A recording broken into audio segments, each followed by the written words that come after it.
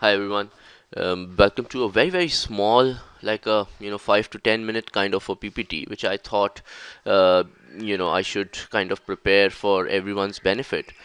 Well, the reason for making this revision sort of a PPT is precisely that I've been getting a lot of offhand queries as to what's going to be there in the exam, how difficult would the exam be, what are the important topics, you know and so on and so forth. So the idea of next 5 to 7 minutes, I'm not going to take more than that, is basically to highlight some of the very critical important points which are absolutely mandatory for you to do in the exam. So look out for the important points that you have to definitely do for investment planning, the subject that I had taken with you.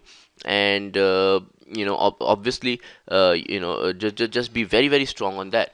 So there's hardly any time to waste, and I'm directly jumping on to the key aspects for investment planning. And this is obviously like an 80-20 rule. 80% of the most important topics are going to be related to these four. Now, please don't understand that this is in any attempt a way or a sublet of trying to tell you what's going to come in the exams. It's absolutely not. The idea of these PPTs to really be taught in an MBA format, where after the regular classes we have done approximately 75 questions also in the exam. And having done that, out of that long laundry list, I just wanted to highlight some of the areas which will form base of the 80% of the paper. That said, I'm not saying that a question on TVM will come, but all I'm trying to say is that the questions that are going to come, they will absolutely need a lot of clarity from you on the following points. Okay, so I'm going to take them one by one, obviously without explaining everything in detail, because I'm sure that you know and you are having your class notes with you. From a time value of money standpoint, you are aware that we did 5 levels of discounting, of the future cash flows. So these 5 levels of discounting were the standalone cash flows, the unequal cash flows, the equal cash flows, and that's where the annuity used to come into picture, used to be level 3. And annuity was also divided into the regular and due, and that's where your cumulative discount factor used to come into picture.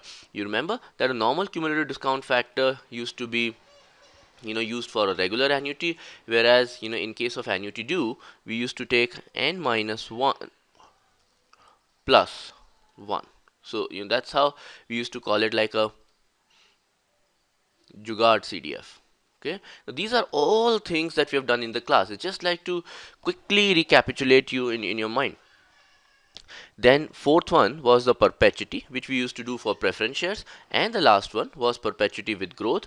The present value for that is annuity at time zone 1 upon R minus G percentage, okay, which sometimes we used to use for our equity share formula for Gordon is D1 upon KE minus D. Okay, compounding formula, A is equal to P 1 plus RT. Now this is going to form base of the entire time value of money also, and if you have to find A, it is effectively finding the compounding value. If you have to find P, it is actually the discounting part of it. Okay, so these are the fundamentals that we have spent a lot of time using a simple calculator also, something that was very novel factor. And I hope that the fundamentals are much more clear and crisp. Coming to the dividend discount model, obviously, equity shares are one of the most important aspects from an exam standpoint, and from a practical, job perspective as well. So, therein, we have learned about the dividend discount model, and we have said that the intrinsic value or the present value is equal to the future cash flows discounted for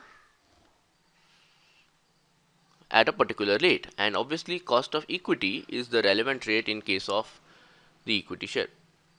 Now in this case, let me just clean the board a bit for you. What is the future cash flow that an equity share is going to give you? That will depend upon how long do you want to hold it. Just remember that you're trying to discount something, so therefore time value of money will be base for all such valuations. Now what is the pattern of cash flow will depend upon what is the formula that you're going to use. I'm talking about one of these formulas. Okay, So coming back, it could be a 1 year holding period wherein the holder is going to get these things and he is going to discount that and find out the intrinsic value. If it's a 2 year holding period, then obviously the cash flows are going to be D1 plus D2 plus P2 upon 1 plus Ke raised to the power 2 and 1 plus Ke raised to the power 1. If it's a multi-year holding period, you can just generalize the above formula. So broadly speaking, the intrinsic value of an equity share is equal to the present value of all the dividend that he's going to get. And this pattern will decide upon which value of discounting are you going to use. Okay, so if it is a perpetual holding with growth, then I'm going to use something like that. Okay, pretty simple and straightforward, but very, very important and critical. Then, coming back to a little theoretical concept of risk and return trade-off. Now, herein, it is extremely important that you understand what is risk. And we said that risk means upside and downside both. Okay, risk also means an absolute risk in form of standard deviation and relative risk in form of beta. We have done a good amount of examples for their calculation. Whenever probability is there, you don't divide by n, and multiply by probability instead. Okay, these are some of the fundamentals that we've done. In terms of the return, we have said something called as holding period return, only for that period for which it has been held. So it starts from the date of purchase and ends at the date of sale. Now, quite possible that this time is not equal to one perfect year. So you got to convert that into effective annual rate, 1 plus holding period rate raised to the power number of holding periods in a year minus 1. Okay, so if let's say someone has been able to earn 3% in, let's say, 6 months, then how many 6 months will be there in a year? 2. So effectively, we are trying to say that annually he would have earned this much. So 1.0603, something like that, minus 1, 6.03%, something like that. Okay. Then we talked about securities market line, which was nothing but extension of CAPM, capital asset pricing model, wherein we said the undervalued security, overvalued security, and we wrote an equation RL plus RM minus RL beta of a particular security is going to give you how much return is expected. We also did the capital market line, wherein the only thing that got changed is divide by standard deviation of the market as well. Okay, so as simple as that. There were different formulas because if the risk and return both are different for two particular mutual funds or two particular portfolios, then obviously we need to have a ratio which includes both the risk and return both in the formula. Okay, so these are the ratios that we have done which help us make a differentiation. And you would recall there was a fourth ratio as well, coefficient of variation, which was simply standard deviation upon mean. So this also helps us kind of decode that. Coming to the last point really is on the convertible bond. Now this is something which we haven't talked about in great detail. Fixed income is something that wasn't really touched upon because we felt in the class that the equity is a little more important, but we just touched upon that. So I wanted to kind of just look at it a little more detail. It says that a convertible bond. What's a convertible bond? We all understand that a bond which has been issued with a conversion option into equity. So let me take an example. 1st Jan 2014, a bond was issued. So during this time period, if I am the investor, I am holding the instrument as a bond or as a debt instrument. But let's say my terms of issue were that after 3 years, which means on 31st of December 2016. So entire 14, entire 15 and entire 16. So on 31st of December, there arise a decision point for the bondholder whether they want to convert into equity or not. So my first point, it is not a compulsion, it's an option. Okay, we are going to find out the value of the option also, that as to in numerical terms how much is the value of that option. Okay, so there are certain terms that we are using in this context, and this is the time zone where I am standing at while I am talking about these terms. Okay, the first thing is a straight value. Now a straight value is a value of the bond without the conversion option, which obviously for a convertible bond, there are different ways to find it, but mostly it is given at your level. Okay, we don't have to really go into the fixed income valuation, but straight value is a bond without any conversion. So it's a plain simple vanilla bond. Let me take an example also upfront and explain these things to you. So the face value of the bond is rupees 100 per bond, coupon rate is 7%, straight value given to you is 120. So that's where it is given right up front. Okay, the market price of a convertible bond right on 31st of December is 125. So that means, just think of it, if the convertible bond with the conversion option is 125 and a bond without the conversion option is 120, the value of the conversion option is 5. With option, the bond is 125. Without option, the bond is 120. That means just because the delta because of the option is equal to plus 5. Okay, so it's that simple. The straight value we have done, the market price of the convertible bond we have done, the conversion ratio. Now these two are very important piece of information for you. The conversion ratio means what is the ratio in which my bond will be converted for equity. See what's happening here on 31st of December, your bonds are going and your equity shares are coming up. So for every one bond surrendered, how many equity shares are you getting? That's what is a conversion ratio. Okay, so the conversion ratio is equal to number of equity shares received per one bond, which is obviously given to you, which is equal to 5.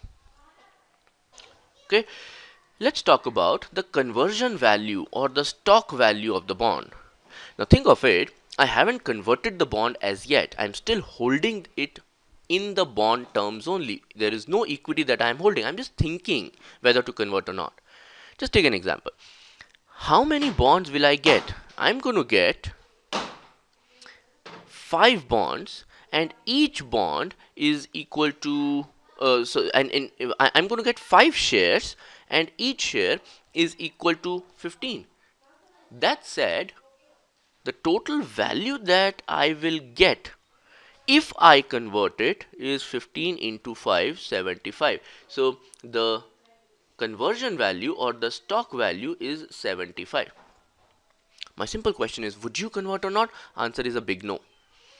Because before conversion, my value of the investment is 125 in terms of bond. When after conversion, the value of the bond, which will be now into equity, I'm going to hold it in form of equity up to infinity time period, is becoming 75, while as bond it was 125. So obviously the decision point is whether I will convert or not. Answer is no, I will not convert. Okay, it says percentage of downside risk. Now downside risk is basically the fall in the conversion option, and simple answer is the bond is getting only 5 rupees because of the conversion option. So the lowest value that an option can get is 0. So on a number of 125, there is only $5 which are because of the option. So 5 upon 125 becomes the percentage of downside risk. That's the least that the market value of the bond can go down to. Okay. Now something very critical and important is the conversion parity price. Currently between 125 and 75, you are absolutely clear that the conversion will not happen. The conversion parity price is that value of equity share which will make it a break-even situation for the investor. Let that value be X. Let me explain that with the help of an example. Let that value be X. Now, if the equity price is X on the date of conversion, how many shares am I getting? 5. Therefore, the total investment value from a equity share standpoint becomes 5x. And how much is the bond value? Otherwise 125. So X is equal to 25. My equity should be equal to 25. In place of 15, it should be equal to 25 for the investor to be indifferent. Obviously, if the equity share is more expensive, it is a beneficial situation for the bondholder because he is getting a greater value, at a lower price. So net, if you look at it, he is surrendering something from his pocket of 125 and getting 5 shares. Now he wants those 5 shares to be as high as possible because his payment for 125 is fixed. Okay, something called as a conversion premium, very simple and straightforward, is currently I can buy one equity from the market at 15. But if I convert my bond, I am giving 125 and getting how many equity shares? 5. So the effective cost that I am paying is 25. How much is the premium that I am paying to acquire one equity share through the conversion? 10 divided by obviously the normal value of equity 15. Almost you are paying a premium of 66% to acquire an equity through the conversion option rather than buying it from the market directly. Okay, so don't get confused. Just very simply, how many equity shares at what value will you be able to get from the market? 25. If you converted, the effective cost to you is it was earlier 15, now it is 25, and the net amount that you are extra paying is $10 or 10 rupees upon 15 is 66.7% is the extra amount that you are paying to get the equity share. So that's on, quickly on the convertible bonds, something very critical and important from an exam standpoint also. And towards the end is my last summation is how much, or let's say the requisite for the success in the exam. Recall the formula sharply, very sharply. Okay, it's at the end of the day, investment planning is numerical driven, and it has to be done in a very what do I call, in a sharp manner. I would believe that your paper should get over in 1.5 hours only. It's like that short an exam, typically, every numerical exam. You should always have a common sense in hand because sometimes if you forget the formula, whether it was plus or a minus, would get cleared only through the, what do you call, the common sense. Then some people really slog it out. I don't think that's a good idea. You should sleep well, 6 to 8 hours at least before the exam so that your mind is functioning at least. And read the question very carefully. What do you have to tell? That has to be told. What do you know? That's not really important at that point in time. So your to do, what do you have to find, is something that you got to focus on rather than looking at all the laundry list and jing bang that you have learned and do that.